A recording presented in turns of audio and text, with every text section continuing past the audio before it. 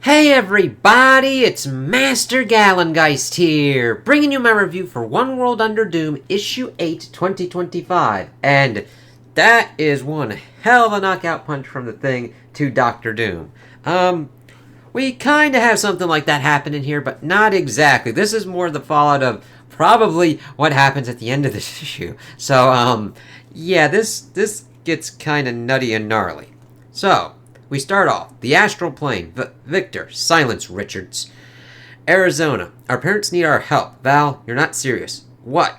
What aren't I serious about? Tell me what you're thinking. You want to rewire the transporter so it sends you to Latveria, to Doom, right? No, God, Franklin, I just want to talk to him, not beam into a battlefield. I need to convince him to, to stand down. He listens to me. Oh, great. No problem then, Val. Let's just give Emperor Doom a little ringy-ding on his cell phone in the middle of a war zone. Can we do that? I think Franklin's employing Earth sarcasm. So, even though everything is kind of serious about what's going on, and that Doom looks completely gnarly there, I do like that they're like, yeah, this is probably Earth sarcasm. We don't need to call him. We just need him to call us, which means all I need to do is find a way to get his attention, as we see beeping and booping and everything kind of going on. A few minutes later, and done. A hypersonic signal transmitter, geared to resonate with his armor. Ta-da! So, it'll buzz, which means what? Morse code? What do we send? You're the one he trusts, Valeria. I suggest 3 letters, V, A, and L. Perfect. Tick, tick, tick, tack, tick, tack, tick, tack, tick, tick. Nothing's happening. Should we send it again? Or, I don't know, Franklin. It's not like we do this every day. As she pretty much gets sucked into the astral plane. And I love how we then get to, like, the chapter thing there, and she's just, like, floating, and then we see fucking Doom. It is good to see you, child. You look well. I received your message. Clever, as always. You have Doom's attention. I wonder, Valeria, what you will do with it. It's like, okie dokie, motherfucker. Then, of course, we get, like, our page of, like, most of the people going on in here as we get here. This Mindscape. Sorcerer Supreme magic, I take it? Some of it. The rest is me.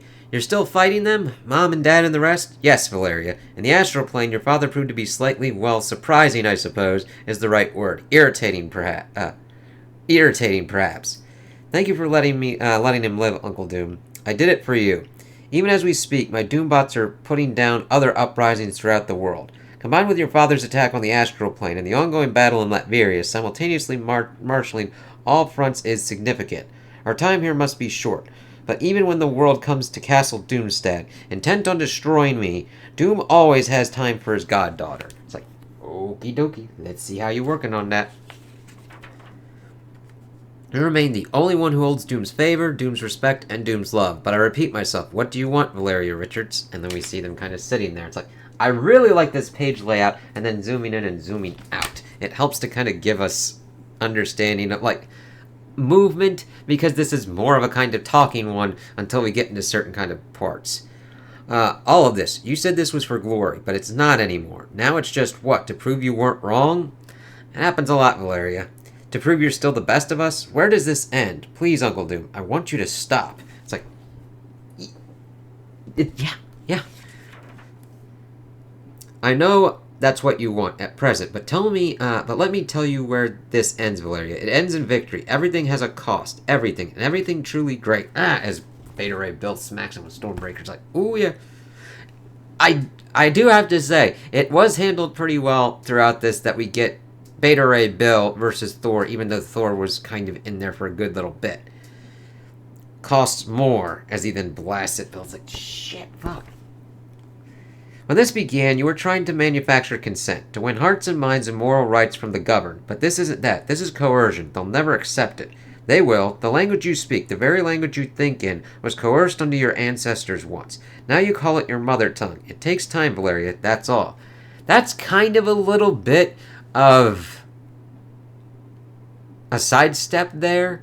It's like, oh, you do it, so I'm fine doing it. And it's like, yeah, but then sometimes you take language and you make it your own. I mean, fuck, memes and meme culture is that at an accelerated rate.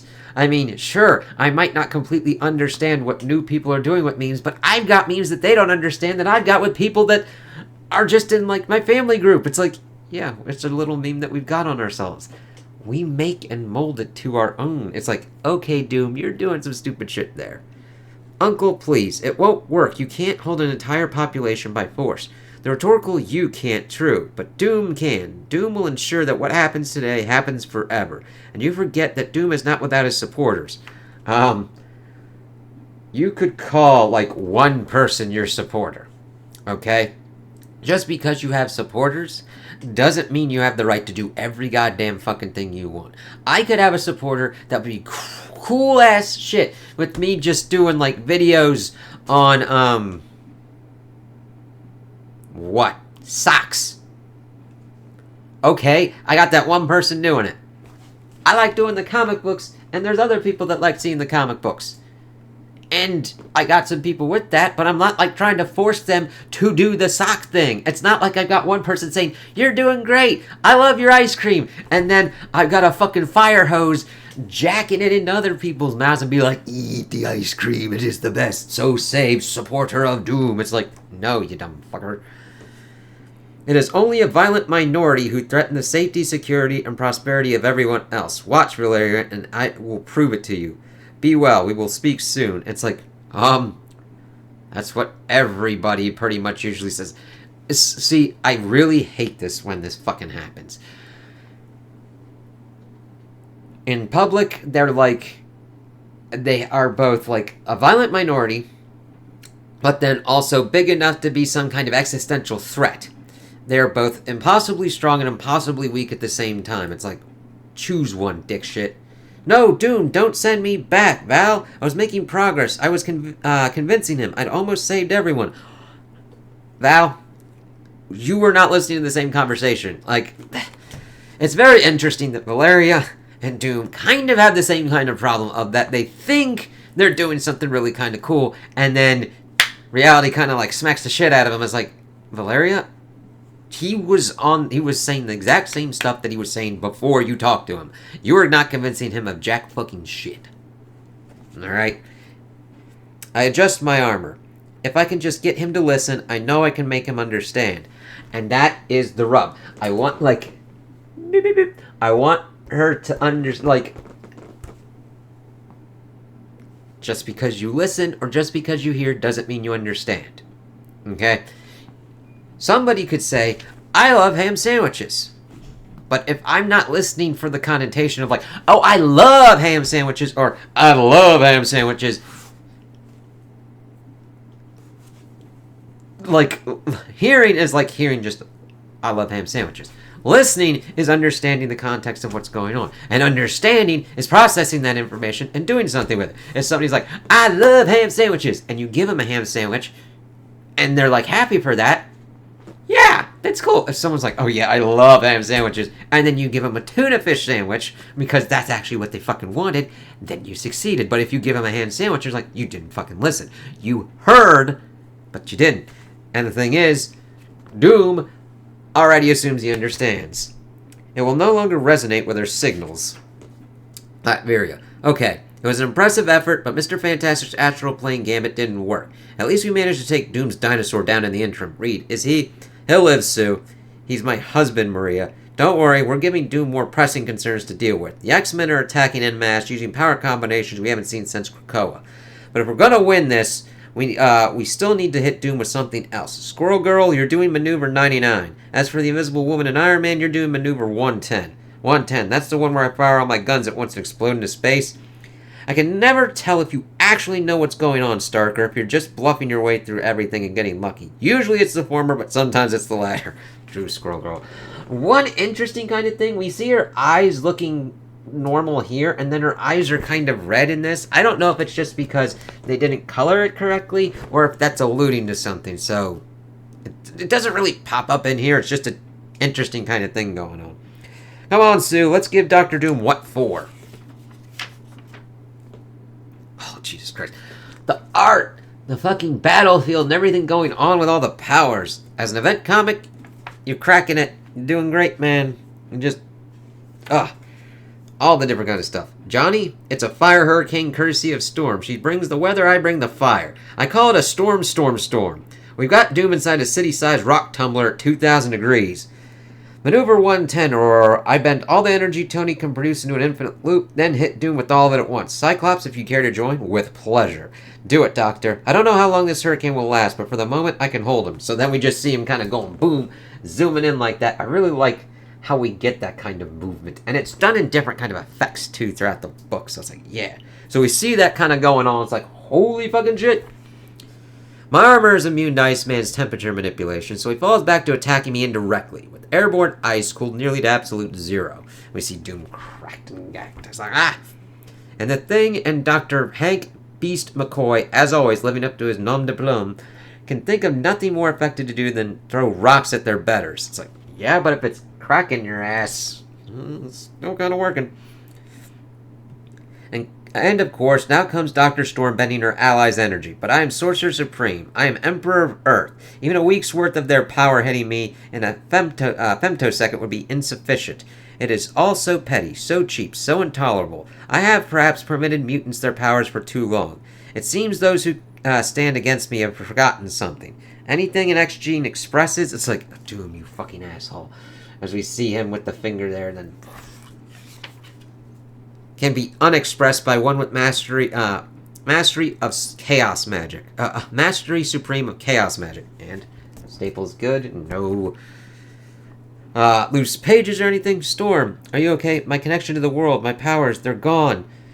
You claimed you could hold me for a moment, Aurora Monroe. As we see Iceman kind of fucked up and Beast as well. It's like, you asshole. He's doing pretty much House of M stuff. That moment appears to have passed. You monster. No, not monster, Dr. Storm. Emperor. And the next time we meet, you will address me as such. Pretty much snapping him away. It's like, you fucking asshole. What I have done to you mutants is temporary, unlike what the Scarlet Witch once did. When you leave this battlefield, your powers will return, where they will then be joined, I trust, by the knowledge that they only exist at Doom's pleasure. Well, fuck you and the giant-ass dinosaur you rode in on. The powerless X-Men cannot prevent their forced retreat. Already I am winning. And then her. That's it. This ends now, Victor. Doreen Green, the unbeatable Squirrel Girl. Our world's army has fallen against me, and you expect your attack alone to succeed? You are a fool. I don't think so, but we can talk about it later. Hey, you know what else I am? Maneuver 99. That's the one where I'm a big old distraction from what's going on right behind you. Wink. It's like, go for it, Squirrel Girl. So we don't see much except for people getting snapped off of the battlefield than him going for Squirrel Girl. It's like, alright, what's going on here? And then we see a fucked up Reed with the rest of them kind of like working on their kind of maneuver. By the mighty aspirants of the first firmament, I left Richards alive, barely. He should be unable to fight, unable to attempt to combine his science and sorcery. And then I see it. Every hero who can produce energy does so, and Susan bends it all towards the Shattered Hammer Stormbreaker. And Richards is magically imbuing all of their abilities into a single item. It is unprecedented. And seeing it is kind of gnarly as we then see the Thing grasping for Stormbreaker. And this is pretty gnarly here. Now, I know that North is more in the Fantastic Four, and you'd probably be like, it's just favoritism. I'm like, I think that Ben would be worthy to wield it on what he does, also kind of depending upon the writing team, but yeah, he's kind of going for it. Well, would you look at that? Turns out Aunt Petunia's favorite blushing blue-eyed nephew is worthy after all. This is for messing with me and with my family, Vic, and I know you know what time it is, of course. And that's just a really good page there. It's like, okay. People are going to argue about, like, Stormbreaker versus Mjolnir. They're close enough for certain kind of enchantments, and I'm like, you know what? Ben usually tries to do the right thing, even if he sometimes screws himself over, like with the Puppet Master and trying to make himself happy after being depowered. And then he just fucking cracks, and this, it probably would have been better if it was more focused, but I actually kind of like it being unfocused and seeing that hammer hit just like how nutty it is to give it a sense of momentum and movement. I'm like, holy fucking shit. Powered up Thor Beta Ray build with all the other powers behind it, just cracking into Doom is just gnarly, and then just seeing him blasted through and just great art. Did we? No, I don't think we did. You come at me with all the strength, trickery, and hope you can muster, naively expecting them to carry the day, but they won't, heroes. They never could, for Doom answers you with his will. And that's like, okie dokie, what the fuck is Doom doing here? This is it, my ultimate victory, and to ensure it stands eternal against magic, against time travel, against trickery of all kinds, I do what I have always planned to do, and I transform this moment, forging it into a fixed point in time. Remember this. What has happened will now always happen. It will not, cannot be changed. I bend time, bend causality itself to forever and indelibly inscribe my eternal achievement onto the very fabric of the cosmos, and then I use my assailant's own innovation against them. All my magics, all my powers, I feed into my armor. None but Doom could ever keep them in check. But, of course, I don't want them to hold. I see Steven make the attempt. So we see all the heroes going at him, and him, of course, doing all that kind of power. And then doing this. And this is where things start to go completely and utterly wrong for Doom. And my armor explodes into millions of magic-infused shards that saturate the battlefield. It turns a loss into a draw, into a win. It is everything I have, and it is spectacular. Before the eyes and cameras of a planet, I defeat everyone. Every shard finds a target. With power enough to bring these enhanced heroes to the edge of death, but to just barely and painfully survive, they tear through their armor, through their flesh, through their bones. I've never been more magnificent. It's perfect. All see Doom at his most glorious, creating an image they will carry with them forever. And we see certain big ones here getting hit. We see like Steve, Rogers, Wolverine, all of them. It's like, shit, man. Without armor, my face is exposed, but I still have enough magic to hide it from the same world I addressed. Witness how these poor souls live still, because today Doom permits it. Doom is wisdom, yes, and Doom is strength, but Doom is also mercy. Right. And even the dullest of animals understand pain, inflicting pain when none is needed is failure. Thus Doom has hurt these misguided heroes as no one else could, grievously. I give myself a restored mask, a new beginning. And we see that kind of page there, and then him making the mask again in the panel. In fact, these creatures have learned, should they ever resume their attack, Doom will not be this charitable again, and each will be forced to make reparations to Unk. Who dares? No, no. And I kind of love this, because we see Doom's eyes just like, mother... No. He's just like, he is completely and utterly without control now. Because we see Unk, Doom, as we see Valeria on the field, and all the different kind of shards in her, and then she's reaching out to him, he's reaching out to her, and then her head falls off. It's like, well, okay. See, you kind of want to understand, because he used the save state fixed point in time. He killed Valeria Richards, the only one that he probably loves in the world. So, what is going to happen with that? So let us see the last one, One World Under Doom, issue 9, and then of course there'll be the Will of Doom. Doom confronted all of Earth's heroes in battle and won. What's more, he used the power of Sorcerer Supreme to ensure that his victory has become a fixed moment in time. A thing that will stand forever. Impervious to magic or time travel alike. But unbeknownst to Doom, in that climactic moment that can now never be changed, the seeds of his downfall were also fixed for eternity. Left with an intolerable defeat that cannot be changed, Doom makes a choice he can never undo, and the rest of the world will pay the price. Damn. So, I like this to see Valeria attempting to reason with Doom. Doom being like, Doom, no, I got this shit. And then seeing more of the battlefield and everything, seeing how our heroes are attempting to defeat him and coming up short, even in the case of having a Thorified Ben Grimm, with all these different kind of energy powers imbued within Stormbreaker, weren't able to do it, as Doom then grievously wounds all the rest of the heroes. Now, Doom was probably doing this in the event of thinking of all the rest of the heroes and how they would be able to survive and what kind of a grievously wounded state would be for them. Valeria, still being one of the smartest, probably one of the smartest people on the planet, is still human and was not probably taken into account with that. Like, he doesn't have complete control. He probably was able to factor in a certain kind of realm, probably nudge some shards to certain kind of heroes for their certain kind of grievous wounding. I mean, Captain America is pretty much, Steve Rogers and Sam Wilson onto the field.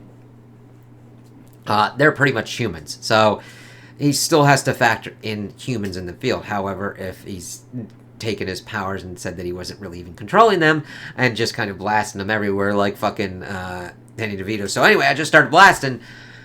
We get Valeria's death.